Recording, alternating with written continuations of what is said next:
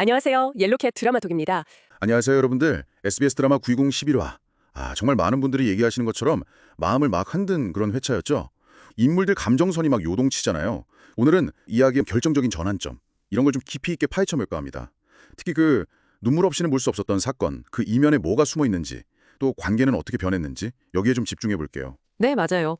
귀궁 10이라는 진짜 이야기 전체의 판도를 바꿨다고 할 수 있을 것 같아요. 뭐랄까, 분수령 같은 회차였죠? 맞아요. 제일 마음 아팠던 건 역시 비비의 마지막이었어요. 비비가 왜 그런 선택을 했을까?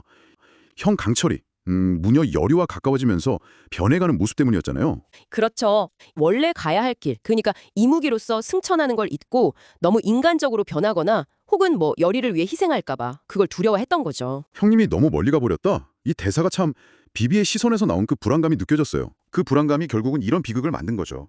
맞아요. 아니 근데 그냥 형을 지키고 싶었던 거잖아요, 동생은. 그 마음이 왜 이렇게 됐을까요? 네, 바로 그 지점이 중요해요. 비비의 그 순수한 마음, 어떻게 보면 좀 불안한 마음을 교묘하게 파고든 인물이 있었죠. 바로 맹인 풍산, 악행을 저지르던 아구지였고 팔척귀라는 엄청난 악귀한테 몸을 내주기도 하고요. 이 풍산이 비비가 가진 힘의 원천 있잖아요. 그 야광주? 그걸 뺏으려고 형제 사이를 막 이간질한 거예요. 교묘하게. 그래서 결국 비비의 희생은 원래 의도랑은 완전 반대로 형을 지키기는커녕 팔척귀 힘만 더 키워준 꼴이 된 거죠. 진짜 의도랑 결과가 너무 비극적으로 어긋났네요. 네, 어쨌든 그 과정에서 팔척기가 나타나서 야광주를 빼앗아가고 결국 비비는 소멸하고 말죠. 정말 그 마지막 순간 강철 품에 안겨서 형님을 지키려고 한 건데 하는 그 대사 있잖아요. 네네. 너무 멀리 가는 형님이 서운하고 무서워서 그 부분은 정말 많은 분들이 감정이입을 하셨더라고요. 아직도 귀에 맴돌아요. 그리고 동생 끌어안고 막 오열하던 육성재 씨 연기. 진짜 다 울었죠, 그거 보고. 이게 강철이한테는 정말 평생 지울 수 없는 상처가 되고 또 동시에 복수의 길을 걷게 만드는 결정적인 계기가 되는 겁니다. 근데 그런 어두운 상황 속에서도 한 줄기 빛처럼 강철이랑 열이 관계는 더 단단해졌어요. 열이가 강철한테 난 더 이상 경비석 필요 없어. 네가 나의 경비석이야. 이렇게 고백하면서 입 맞추는 장면 기억나시죠? 그럼요. 기억나죠? 너무 비극적인 상황이라서 그런지 두 사람의 그 애틋함이 더 절절하게 느껴졌던 것 같아요. 네, 맞아요.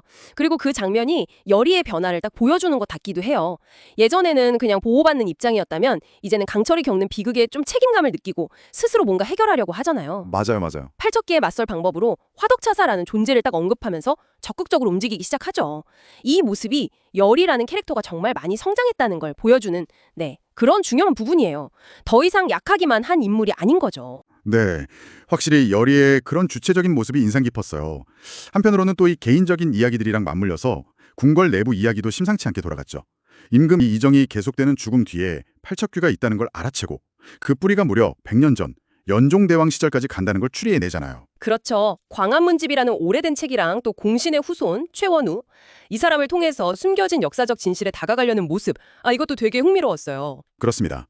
팔척귀가 그냥 단순한 원기가 아니라 사실은 왕실의 어떤 비극적인 역사, 그 깊은 원한이랑 얽혀 있다는 게 드러나면서 이야기 스케일이 확 커졌죠. 개인의 복수나 사랑 이야기가 이제는 거대한 역사적인 음모랑 막 얽히기 시작하는 거예요. 와, 진짜 이야기가 점점 커지네요.